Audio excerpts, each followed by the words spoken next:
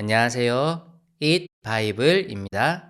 오늘 본문은 창세기 44장 18절에서 34절까지의 말씀입니다. 먼저 오늘 본문을 읽겠습니다. 유다가 그에게 가까이 가서 간청하였다. 이 종이 주인 어른께 감히 한 말씀 드리는 것을 용서하여 주시기 바랍니다. 어른께서는 바로와 꼭 같은 분이시니 이 종에게 너무 노여워하지 마시기 바랍니다. 이전에 어른께서는 종들에게 아버지나 아우가 있느냐고 물으셨습니다. 그때의 종들은 늙은 아버지가 있고 그가 늙음하게 얻은 아들 하나가 있는데 그 아이와 한 어머니에게서 난 그의 친형은 죽고 그 아이만 있기 때문에 아버지가 그 아이를 무척이나 사랑한다고 말씀드렸습니다. 그때의 어른께서는 종들에게 말씀하시기를 어른께서 그 아이를 직접 만나보시겠다고 데리고 오라고 하셨습니다. 그래서 종들이 어른께 그 아이는 제 아버지를 떠날 수 없으며 그 아이가 아버지 곁을 떠나면 아버지가 돌아가실 것이라고 말씀드렸습니다.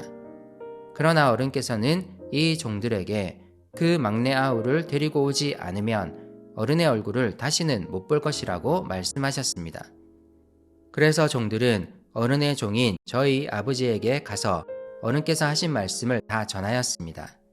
얼마 뒤에 종들의 아버지가 종들에게 다시 가서 먹거리를 조금 사오라고 하였습니다만 종들은 막내 아우를 우리와 함께 보내시면 가겠지만 그렇지 않으면 갈 수도 없고 그분 얼굴을 뵐 수도 없다고 말했습니다. 그러나 어른의 종인 소인의 아버지는 이 종들에게 너희도 알지 않느냐?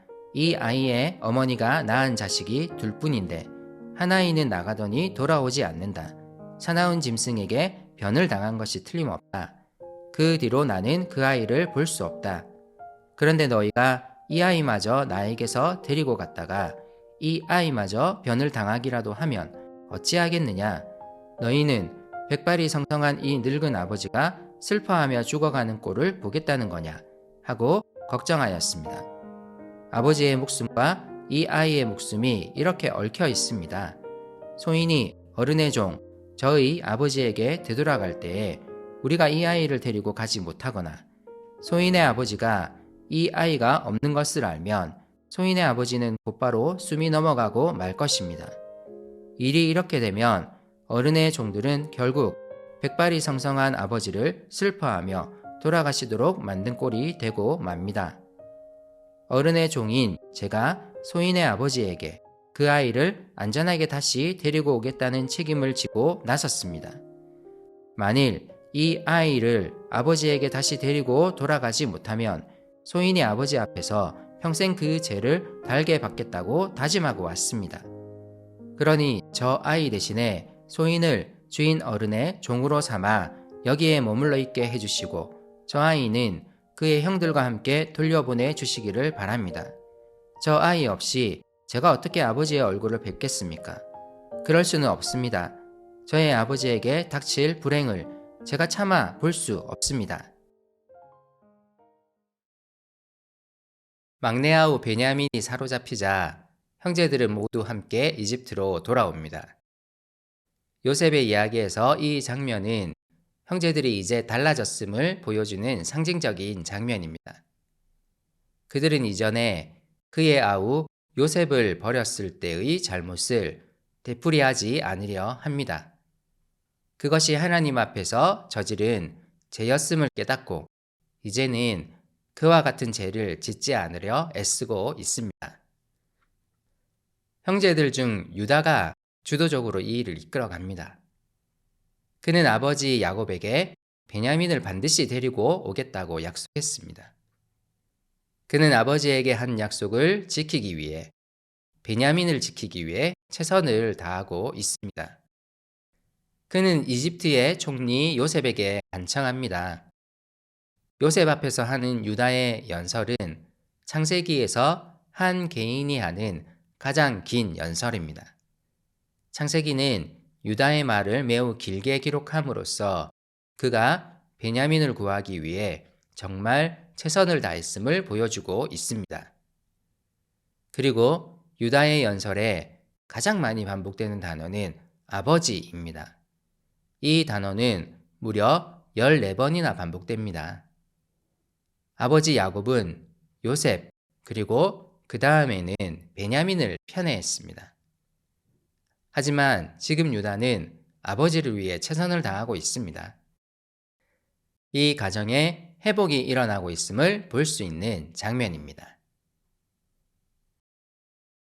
유다는 그들에게 늙은 아버지가 있음을 요셉에게 상기시킵니다. 그리고 베냐민은 아버지가 늙음하게 얻은 아이로서 아버지가 그 아이를 무척 사랑한다는 것을 강조합니다. 이전에 그들은 아버지의 편애로 인해 요셉을 무척 미워하였지만 이제는 그렇지 않습니다. 베냐민을 구하기 위해 애쓰고 있습니다. 유다는 계속해서 말합니다. 처음 이집트에 곡식을 구하러 왔을 때 요셉은 막내 베냐민을 만나보고 싶다며 그를 데려오라고 명령했습니다. 그들은 다시 가나안 땅으로 돌아가 아버지께 이집트 총리의 말을 전했습니다. 하지만 아버지 야곱은 완강하게 거절했습니다. 그는 자신이 사랑했던 라헬이 낳은 아이가 둘뿐이라는 것을 강조하며 이미 한 아이를 사나운 짐승에게 잃었음을 아들들에게 호소했었습니다. 한 명 남은 베냐민마저 변을 당한다면 자신은 슬퍼하며 죽어갈 것이라고 강하게 거부했었습니다. 유다는 이 이야기를 이집트 총리 요셉에게 말하며 베냐민과 아버지의 목숨이 서로 얽혀 있음을 다시 한번 강조합니다. 그리고 무엇보다도 자신이 아버지 앞에 베냐민을 안전하게 다시 데리고 오겠다는 약속을 했음을 말합니다. 그리고 그는 호소합니다. 베냐민과 나머지 형제들은 다 돌려보내고 자신만 총리의 노예로 삼을 것을 매우 간절하게 호소하고 있습니다. 그는 다시 아버지를 언급하며 자신의 길었던 연설을 마무리합니다. 아버지에게 닥칠 불행을 참아 볼 수 없다고 말하며 베냐민과 나머지 형제들을 제발 보내줄 것을 간절히 호소합니다. 유다는 매우 적극적으로 나서서 이 모든 일에 책임을 지고 있습니다. 창세기 38장 유다와 그의 며느리 다말 이야기를 떠올려 보면 그는 사실 책임을 회피하는 사람이었습니다. 하지만 이제 그는 그렇게 하지 않습니다. 유다의 성장이 돋보이는 장면입니다. 유다의 연설은 감동적입니다.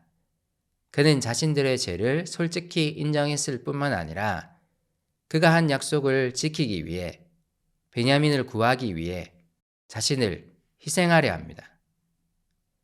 우리도 여러 사람들과 다양한 관계를 맺습니다. 가족, 친구, 직장, 교회 등에서 관계를 맺습니다. 나는 어떻습니까? 책임을 지려 하는 자세를 가지고 있습니까? 누군가를 위해 나를 희생할 수도 있는 마음가짐을 가지고 있습니까? 유다의 모습을 통해 내가 맺고 있는 관계를 다시 한번 돌아보았으면 좋겠습니다.